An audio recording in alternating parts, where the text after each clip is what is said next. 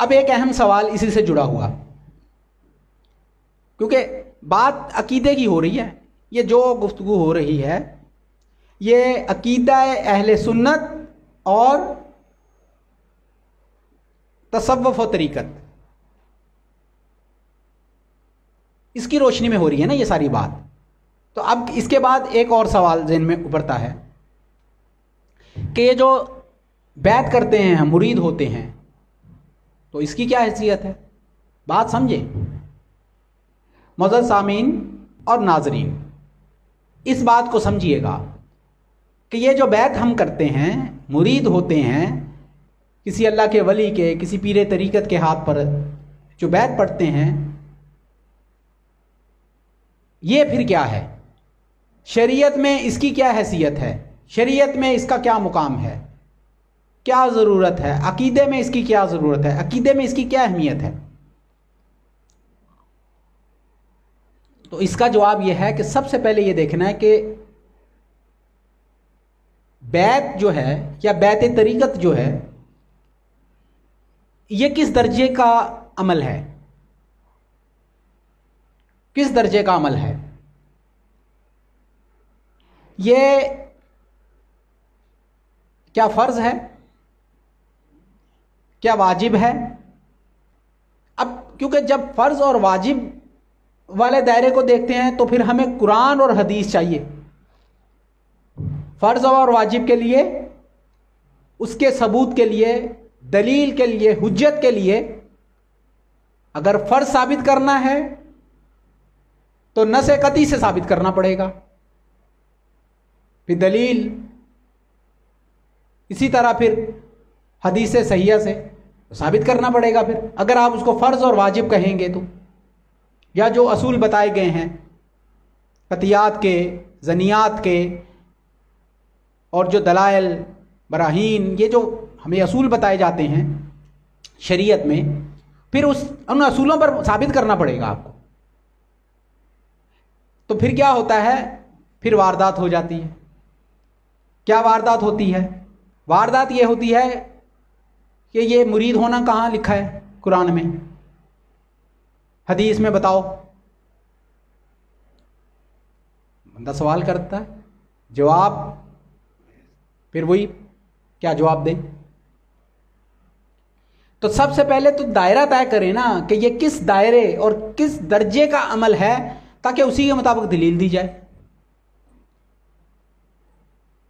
अब ये जिस दर्जे का अमल है उसे कहते हैं, या उसकी हैसियत वो है मसनून। क्या है? मसनून है ये। तो अहलुल्लाह के दस्ते हक परस्त पर बैत होना ये मसनून और मुस्तहिब है, ये सुन्नत है। किसकी सुन्नत है? किसकी सुन्नत है? सहाबा की। ये मसनून और मुस्तहिब है, यानी मसनून भी है यानी सुन्नत भी है, और मुस्तहब है। मसनून इस दर्जे पे है कि अगर किसी ने इल्म हासिल कर लिया है, उलूम हासिल कर लिए हैं, तैयार हो गया है, अब उसको सुन्नत की पैरवी करते हुए किसी शेख कामिल के दस्ते हक परस्त पर बैत करना चाहिए, ताकि वो अब बातनी असरार और रमूज को सीखे समझे। और अगर वो इस हद तक तैयार नहीं हुआ, अगर इस हद तक तैयार नहीं हुआ, उसने उलूम हासिल नहीं किए, वो आलिम दीन नहीं है, शरीयत के उलूम से वाकिफ़ नहीं है, एक आम शख्स है, एक आम दुनियादार है जिसको दीन का नहीं पता, शरीयत का नहीं पता, ये सारा कुछ उसको नहीं इल्म, तो जब वो करेगा तो ये अमल फिर मुस्तहब कहलाएगा, मुस्तहब हो जाएगा। यानी करने में कोई हर्ज नहीं है, कर लेगा तो उसको कोई ना कोई निस्बत फ़ायदा ही दे जाएगी, नुकसान नहीं होगा। सोहबत साले तरा साले कुनत, सोहबत ताले तरा ताले कुनत, मतलब कि अगर नेकों की सोहबत का वो अहद कर लेता है, कोई वादा कर लेता है, कोई एग्रीमेंट कर लेता है, या किसी उस दायरे में वो चला जाता है, मेंबरशिप ले लेता है, उस क्लब की मेंबरशिप ले लेता है, तो इसमें उसको फ़ायदा ही होगा ना, नुकसान तो नहीं होगा। राइटर क्लब है, जिम खाना क्लब है, और इस तरह के जो क्लब्स बने होते हैं, जो जिस भी ज़ौक़ का होता है उसकी मेंबरशिप ले लेता है, जब उसका दिल चाहता है उसमें जाता है, वो सीखता है, समझता है, जैसे भी है। तो अगर वो किसी सिलसिला तरीक़त में किसी शेख तरीक़त के हाथ पर बैत कर लेगा तो एक अच्छे, एक साले, एक नेक माहौल की मेंबरशिप ले ली है उसने, वो उसका मेंबर बन गया है, जिसे हम निस्बत कहते हैं, रूहानी निस्बत। अब वो कर लिया उसने, अगर तो वो तमाम शराइत पूरी करेगा, अगर तमाम शराइत पूरी करेगा, असूलों पर चलेगा, मेहनत करेगा, हुक्म पर चलेगा, बजावरी करेगा, रूहानी प्रैक्टिसेस और सारे निसाब के साथ, तैयारी के साथ आगे बढ़ेगा, तो फिर वो बन जाएगा जिस के लिए वो सारा मकसद है, यानी वो जो मकसद है वो हासिल कर लेगा। और अगर नहीं करता तो वो जो बैत की है तो वो फिर क्या है, वो एक नेक सोहबत है।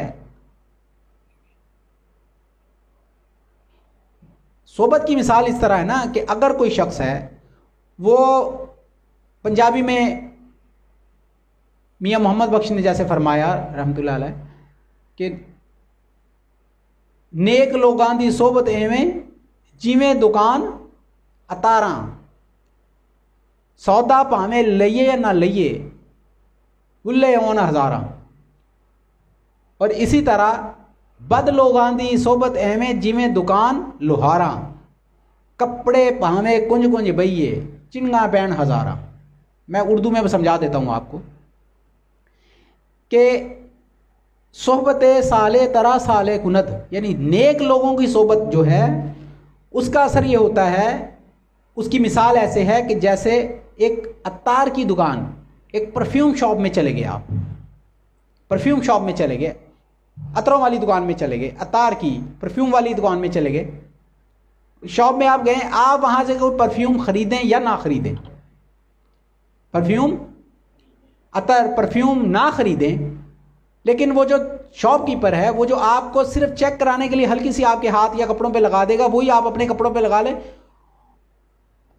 एक दिन 2 दिन, जब तक वो उसकी खुशबू आप महसूस करते रहेंगे, या आपके पास से उठने बैठने चलने वाला वो महसूस करेगा यार खुशबू आ रही है, तुम्हारे कपड़ों से खा गए थे, कौन सी परफ्यूम लगाई है?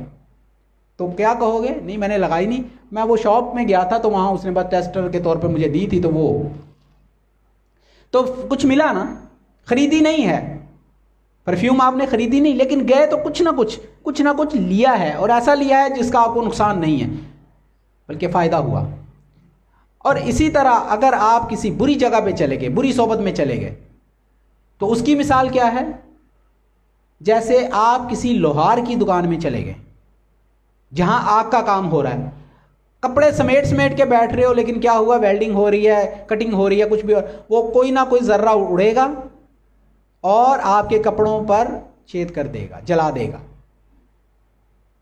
या वहां कोई कपड़े आपके काले हो जाएंगे, मैले हो जाएंगे, गंदे हो जाएंगे, कपड़े आप समेट के भी बैठेंगे तो कुछ ना कुछ वहां से धूल मिट्टी खा के ही आएंगे, हाथों पे लग जाएगी, कपड़ों पे लग जाएगी, जिस्म पे लग जाएगी, कोई चिंगारी उड़ेगी, कोई आंख में चली जाएगी, कुछ ना कुछ नुकसान के अंदेशे मुमकिन है, चाहे आप वहां से कोई काम करवाएं या ना करवाएं, लेकिन उसके असरात आप पर होंगे। ये है मिसाल। तो अगर तो मसनून तरीके से चलेगा तो वो अल्लाह का वली दरवेश बन जाएगा, हो जाएगा, और अगर ऐसा नहीं भी होता तो क्या होगा कि फिर मुस्तहब के तौर पर उसको कुछ ना कुछ फ़ायदा ज़रूर होगा। लेकिन अब सिर्फ इसी को सब कुछ समझ लेना है, बस जी निस्बत में आ गए जी, असी जी मुरीद हो गए हैं, असी जी बाबा जी तुहाडे मुरीद हाँ, हुण सानू काहदियां फिक्रां, ये भी एक तसव्वुर है। तुहाडे लाड़े लग गए हैं जी बाबा जी, हुण बस नमाज़ां नमूज़ां हुण असीं ला तुहाडे मुरीद असीं हो गए तो हुण असीं नमाज़ां पढ़दे फिरिए।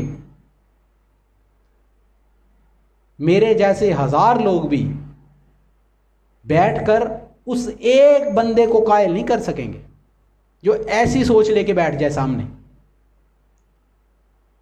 तो पीर साहब अगर हमने नमाजें ही पढ़नी थी, रोजे ही रखने, नमाजें ही पढ़नी थी, यही करना तो फिर हमें मुरीद होने का क्या फ़ायदा हुआ? फिर क्या मुरीद होने का फ़ायदा? क्योंकि हमने तो ये सुना है कि पीर जो है वो कब्र में और हशर में और ये सारी मंजिलें तय करवा देता है। तो जब पीर ने करवानी है तो फिर हम ये सारे अमल क्यों करते फिरें? ये तो पीर का काम है।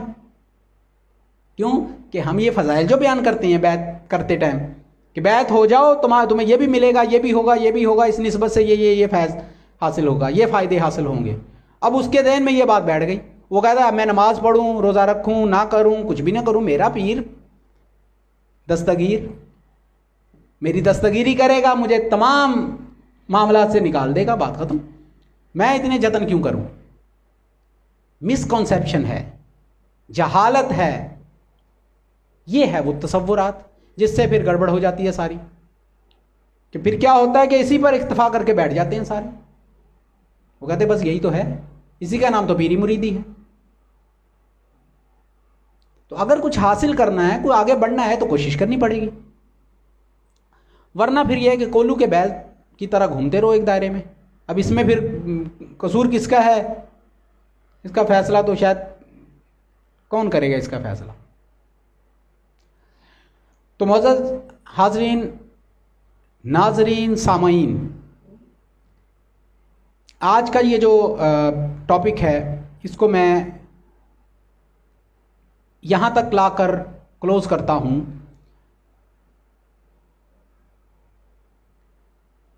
कि बैत जो है इसको रस्म व रवाज या आदत बना लेना या मकसूद तरीक़त समझ लेना ये नहीं है। ये रस्म अदा करने के बाद फिर आगे कोशिश है।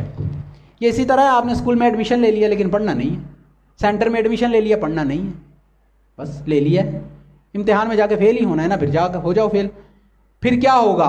अपने करतूतों की वजह से, अपनी नाहलियों की वजह से, अपनी कमज़ोरियों की वजह से, अपनी सुस्तियों की वजह से फेल हो जाओगे और बदनामी करोगे उस इंस्टीट्यूशन की, उस सेंटर की, उस कॉलेज, उस स्कूल की, उस यूनिवर्सिटी, उसी की बदनामी है अगर रिजल्ट ख़राब आया तो।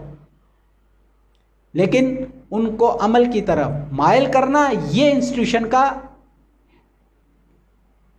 मामला इंटरनल है, इंतज़ामी उनकी ये कमज़ोरी है कि अगर वो मायल नहीं कर पाते प्रैक्टिकल की तरफ। लेकिन क्या है, आजकल का दौर ऐसा है कि औलादें, बच्चे, वो माँ बाप की बात नहीं सुनती, वो पीर की सुनेंगी। जो माँ बाप का गुस्ताख है, माँ बाप का बेअदब है, माँ बाप का नाफरमान है, वो पीर का क्या अदब और क्या उन फरमा बरदार होगा? पीर से वो क्या हासिल कर सकेगा? कुछ से हासिल नहीं कर सकेगा, कुछ भी नहीं करेगा वो। तो माँ बाप की फरमा बरदारी दीन के मामलात में ये बड़ी ज़रूरी है। तो जिसकी तरबियत घर में ऐसी हो जाए कि वो माँ बाप का फरमा बरदार होगा तो फिर आसानी हो जाएगी, आगे जाके वो फरमा बरदारी कर लेगा, उस्ताद की भी, शेख की भी, सबकी कर लेगा। तो ये भी एक बहुत बड़ा मामला है। और इसके बाद अब आ जाए, यहाँ आकर बात मैं क्लोज कर देता हूँ, वो ये कि ये तो पता चल गया कि अकीदे के ज़िमन में ये सारा कॉन्सेप्ट क्या है। खान यानी तसव्वुफ़ व तरीक़त, रूहानियत, अकीदा और शरीयत इससे कैसे मरबूत है, और उसके बाद बैत तरीक़त, इसकी क्या हैसियत और क्या इसका दर्जा है। अब मैंने एक दो मिसालें देनी और बात को क्लोज़ करना है, वो पीछे रह गई। सहाबा कराम जो नबी पाक सल्लल्लाहु अलैहि वसल्लम के हाथ पर बैत करते थे, वो बैतें बेशुमार किस्म की, अरब के अंदर ये कल्चर था, वहाँ एक दस्तूर भी था कि जब कोई मामला, कोई फ़ैसला या कोई अहद करना होता था तो इसके लिए लफ्ज़ इस्तेमाल होता था बैत करना, अहद करना, एग्रीमेंट करना, किसी से अहद कर लेना, वादा कर लेना, यही है बैत का तसव्वुर। बैत रिज़वान है, बैत अक़बा है, बैत बसानिया है, ये हुज़ूर की, फिर बैत जहाद, इस तरह की मुख्तलिफ बैतें होती थी। हर काम के लिए जो अहद लिया जाता था उसे बैत कहा जाता था। फिर बैत इस्लाम, जब इस्लाम में कोई दाखिल होता था तो वो जो बैत पढ़ता था वो बैत इस्लाम होती थी, दायरा इस्लाम में दाखिल होने के लिए। लेकिन बातनी हवाल, बातनी मामलात को दुरुस्त करने के लिए जो बैत की जाती थी उसे कहा जाता था बैत तरीक़त। जो आज के दौर में जिसे हम बैत तरीक़त कहते हैं वो असल में होती थी बैते तकवा, बैते तकवा को बैते तरीकत कहा जाता है। बैते तकवा को बैते तरीकत कहा जाता है। तो असहाबे सूफा ने जो बैत की थी नबी पाक करीम सल्लल्लाहु अलैहि वसल्लम की, वो बैते तकवा थी, वो वाली बैत जिसे हम आज के ज़माने में बैते तरीकत कहते हैं। तो यहां से ये दलील मिलती है कि बैत करना मसनून है और मुस्तहब है। मसनून इस ज़मन में है और मुस्तहब यह है, जैसे मैंने मिसाल दे दी कि एक अच्छी सोहबत की मेंबरशिप लेने का नाम बैत और मुस्तहब वाली बैत, बाकी फ़र्ज़ और वाजिब नहीं है। हर मुसलमान पर किसी का बैत होना ना फ़र्ज़ है ना वाजिब है, ना फ़र्ज़ है ना वाजिब है। लेकिन फ़र्ज़ और वाजिब ही सब कुछ नहीं है, फ़र्ज़ और वाजिब बहुत कुछ हैं।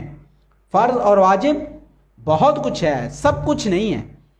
सब कुछ की बात करेंगे तो उसमें फिर फ़र्ज़ भी आएंगे, वाजिबात भी, फ़राइज़ भी आएंगे, वाजिबात भी आएंगे, फिर उसमें सुन्नतें भी आएंगी, मुअक्कदा गैर मुअक्कदा, फिर उसमें मुस्तहब्बात भी आएंगे, फिर मुबाह, फिर ये इस तरीके से ये दर्जात बनाए गए हैं अमाल के। ये सब मिलजुल के ये गुलदस्ता बनता है, फिर ये फिर एक पूरी इमारत बनती है। बुनियाद ज़रूरियात दीन हैं, फाउंडेशन ज़रूरियात दीन है, लेकिन बाकी तमाम चीज़ें, अब कोई कहेगी जी मैंने घर की जो मेरी बुनियाद है, क्योंकि बुनियाद ही सब कुछ है, तो कमरे, दीवारें, छत, वॉशरूम, स्टोर रूम, सीढ़ियाँ, ग्रिल, विंडोज़, वेंटिलेटर, ये सब क्या है? ये कुछ नहीं है ना ना। असल चीज़ तो बुनियाद है। बस बुनियाद बना के बैठ जाओ, फिर बुनियाद पे प्लाट लिया, उसकी बुनियाद बनाओ, सरिया सीमेंट अच्छी तरह उसमें खपा के उस पर बैठ जाओ, फिर बैठ जाता है कोई ऐसे? बुनियाद मजबूत ज़रूर होनी चाहिए, और बुनियाद के बगैर इमारत नहीं है। लेकिन ज़िंदगी गुजारने के लिए एक पूरी इमारत की ज़रूरत है। उस इमारत में वॉशरूम भी चाहिए, उस इमारत में स्टोर रूम भी चाहिए, किचन भी चाहिए, सिटिंग रूम भी चाहिए, बेडरूम भी चाहिए, रोशनी के लिए, हवा के लिए रोशनदान भी चाहिए, विंडोज भी चाहिए, छत पर जाने के लिए, दूसरी तीसरी मंजिल पर जाने के लिए सीढ़ियां भी चाहिए, सीढ़ियों के स्टेप भी मुनासिब होने चाहिए। हर चीज़ मेयार, उसके क्वालिटी, हर चीज़ को देख के फिर वो पूरी इमारत बनती है ना। एक शख्स है, उसके घर में एक वॉशरूम है, एक के घर में 5 वॉशरूम है, 2 वॉशरूम है, एक घर में स्टोर है, एक में नहीं है।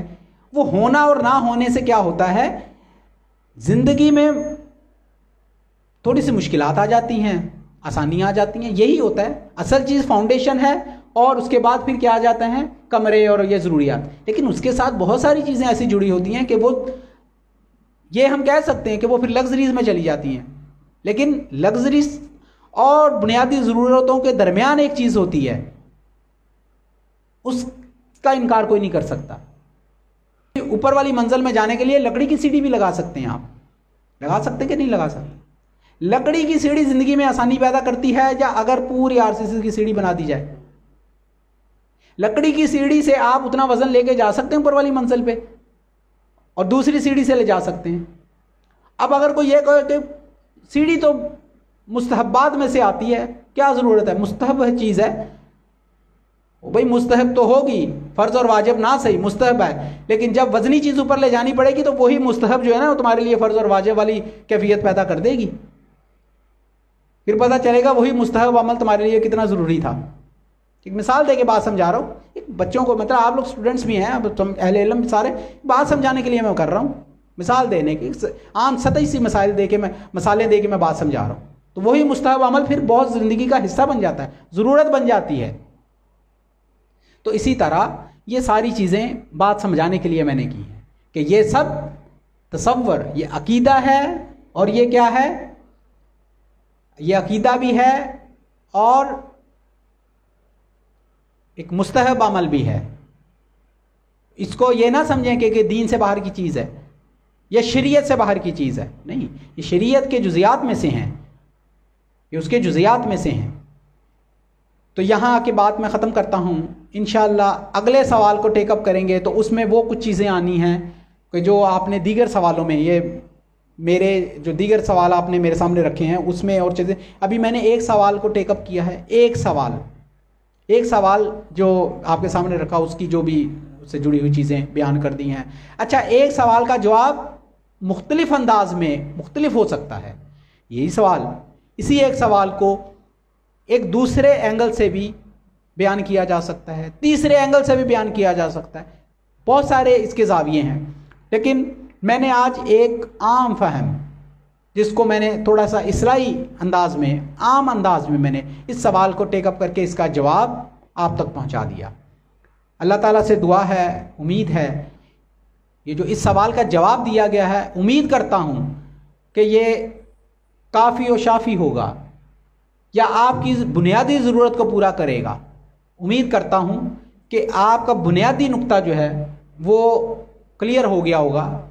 बाकी मज़ीद अगर इसमें आपके जहन में कुछ और इससे जुड़ी हुई और चीज़ें जहन में आती हैं तो वो भी बयान की जा सकती हैं। तो ये तो एक समंदर है, आप जितनी इस पर गुफ्तगू कर लेंगे कम है। लेकिन आज इस सवाल के जवाब को मैंने जिस अंदाज में लिया है वो है एक सतही और एक आम फहम, एक इस्लाही अंदाज में इसका जवाब दिया है, जिसमें बुनियादी आपको बता दिया है कि बुनियादी तौर पर क्या फ़र्क है, बुनियादी तौर पर क्या फ़र्क है कि हम कहाँ आके मुगालते खाते हैं, कहाँ आके ठोकर खाते हैं, कहाँ आके इल्मी फ़िक्री एतक़ादी तौर पर हम आके मुतज़ब्ज़ब हो जाते हैं, इंतशार और परेशान हो जाते हैं, इंतशार का शिकार हो जाते हैं, मुतज़ब्ज़ब होते हैं। तो ये जो इल्मी फ़िक्री रूहानी तौर पर हमें थोड़ा सा इज़्तिराब होता है बहुत सारी चीज़ों में, इसका दूर होना बहुत ज़रूरी है। तो अल्लाह ताला से उम्मीद है कि आपको ये जवाब नफ़ा देगा, फ़ायदा देगा। तो इसके बाद फिर आगे हम इस सेशन को आगे बढ़ाते हैं और दीगर मामलात की तरफ आते हैं। वमा अलैना इल्लल बलाग।